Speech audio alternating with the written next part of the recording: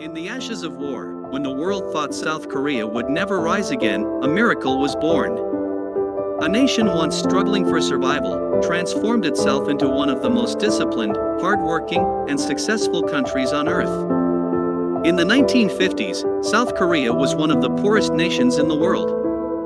Families had nothing, children studied under broken lamps, and survival was the only dream. But deep inside the hearts of the Korean people lived something unshakable: discipline and resilience.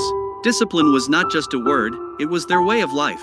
From schools where children studied with unmatched focus, to soldiers training with iron determination, discipline became the DNA of South Korea.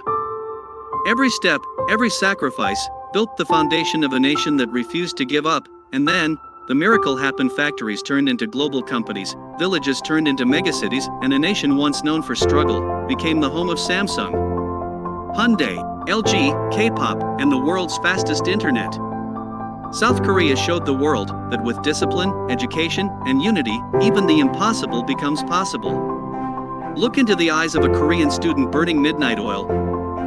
Watch the sweat of a young athlete training in the cold mornings, or the pride of an old man who witnessed his country rise from ruins. And you will see the real secret of South Korea's success: never breaking discipline, never giving up hope.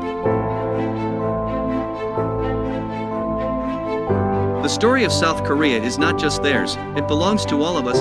It tells us, no matter where you are, no matter how big the struggle, discipline, hard work, and unity can turn ashes into gold. If South Korea can do it, so can you. This is not just history. This is an invitation to rise, to fight, to succeed.